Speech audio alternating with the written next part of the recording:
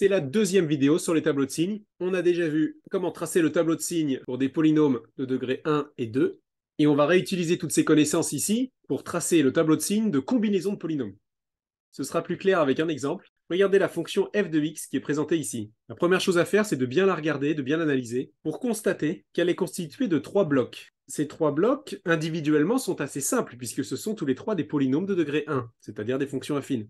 Et ils sont reliés entre eux par des multiplications ou des divisions. Donc on a f de x qui est sous forme de produit ou de quotient. Quel est l'intérêt de subdiviser la fonction f en blocs? C'est qu'on va pouvoir étudier séparément les signes des 3 blocs ABC pour finalement en déduire le signe de f de x dans notre tableau. Comment on fera cette déduction? En utilisant la règle des signes. Vous vous souvenez? Plus fois plus, ça fait plus. Plus fois moins, ça fait moins. Moins fois moins, ça fait plus. Ces règles des signes marchent pour les multiplications et pour les divisions. C'est pour ça qu'on a cherché des blocs qui étaient multipliés ou divisés entre eux. On ne veut pas d'addition ou de soustraction de blocs. Ça ne marcherait pas. Donc ça fait un tableau de signes un petit peu plus chargé parce qu'on doit rajouter des lignes intermédiaires, mais on sait qu'on va s'en sortir. Je vais détailler les 3 blocs dans le tableau. Le premier bloc, c'est 2x moins 1. Le deuxième bloc, c'est x. Le troisième bloc, moins x plus 4. Je vous conseille tout de suite au préalable de trouver les 3 racines de nos 3 fonctions affines, c'est-à-dire quelles sont les valeurs de x qui annulent ces 3 fonctions. On a les 3 racines 1 demi 0,4. Pourquoi je vous conseille de calculer toutes les racines à l'avance? C'est tout simplement pour pouvoir les ranger dans le bon ordre du premier coup dans la ligne du haut de votre tableau, dans l'ordre croissant. Une fois qu'on a placé les racines dans le tableau, on commence à remplir le tableau avec les signes. D'abord la ligne 2x moins 1 qui s'annule pour x égale 1 demi. On regarde le coefficient directeur qui vaut 2, qui est positif. Donc la fonction 2x moins 1 est croissante, donc elle est d'abord négative avant d'être positive. On avait vu ça dans la première vidéo. Pour la ligne x, vous êtes toujours un peu dérouté quand vous devez faire le tableau de signes de x tout court. Mais en fait, x tout seul, c'est bien une fonction affine comme une autre, qui s'annule pour x égale 0, qui a un coefficient directeur 1, qui est positif. Donc la fonction est croissante, donc elle est d'abord négative, et ensuite positive.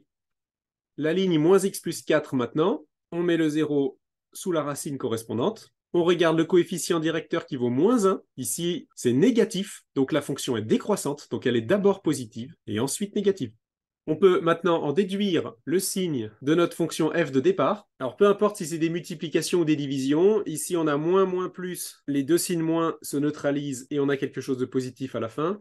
À côté, on a moins, plus, ça fait moins. Ensuite, plus, ça fait plus. Et ensuite, plus, moins, ça fait moins. La dernière chose très importante à faire, c'est de réfléchir à ce qui se passe quand on est pile au niveau des frontières. Ce sont des endroits où l'un des blocs s'annule à chaque fois. Et ça va être complètement différent si c'est un bloc du numérateur qui s'annule ou si c'est un bloc du dénominateur. Par exemple, quand le bloc A vaut 0, vous avez une fraction avec un numérateur qui vaut 0. Quelle est la conséquence sur la fraction? C'est que la fraction vaut 0. 0 divisé par quelque chose, ça fait 0. Donc, quand votre numérateur s'annule, c'est-à-dire pour x égale 1 demi, l'ensemble de la fonction f s'annule. Donc, on peut mettre une barre avec un 0 pour f de x. Alors que si c'est un bloc du dénominateur qui s'annule, là, on a une division par 0. Ça veut dire que la fonction, elle n'existe pas. C'est une valeur interdite. Et donc, pour les valeurs x égale 0 et x égale 4, qui annulent le dénominateur, la fonction n'existe pas. Donc, on met une double barre. Un deuxième exemple pour finir, avec une nouvelle fonction f à gauche, qui est composée de 2 blocs. Un premier bloc qui est le numérateur, un deuxième bloc qui est le dénominateur. Le numérateur est un polynôme du second degré, et le dénominateur est une fonction affine. On sait très bien faire le tableau de signes pour ces deux types de fonctions, donc on sait à l'avance qu'on va s'en sortir. Je prépare mon tableau de signes, et j'ai besoin des racines de a et de b. La racine de x-2, c'est facile, c'est x égale 2. La racine du polynôme du second degré, c'est plus compliqué. Il faut extraire du polynôme les coefficients a, b et c, puis calculer le discriminant, b carré moins 4ac, qui vaut ici 0. On en déduit qu'il y a une seule racine, moins b sur 2a, c'est-à-dire 1. On peut écrire les racines dans le bon ordre, dans la première ligne de notre tableau de signes. Pour les signes, on va commencer par la fonction affine. La fonction x-2 a un coefficient directeur de 1 qui est positif, donc la fonction est d'abord négative avant d'être positive. Et pour le polynôme du second degré, on avait vu ça dans la première vidéo, il faut imaginer l'allure de la parabole quand on la trace dans un repère. Le coefficient a, ici, est positif, donc la parabole est ouverte vers le haut, et elle s'annule en une seule valeur qui est la racine. On peut donc tracer l'allure de la parabole. Et on voit tout de suite, ça saute aux yeux, que de part et d'autre de la racine qui vaut 1, la fonction sera positive à gauche et positive à droite. Donc plus à gauche de la racine et plus à droite de la racine.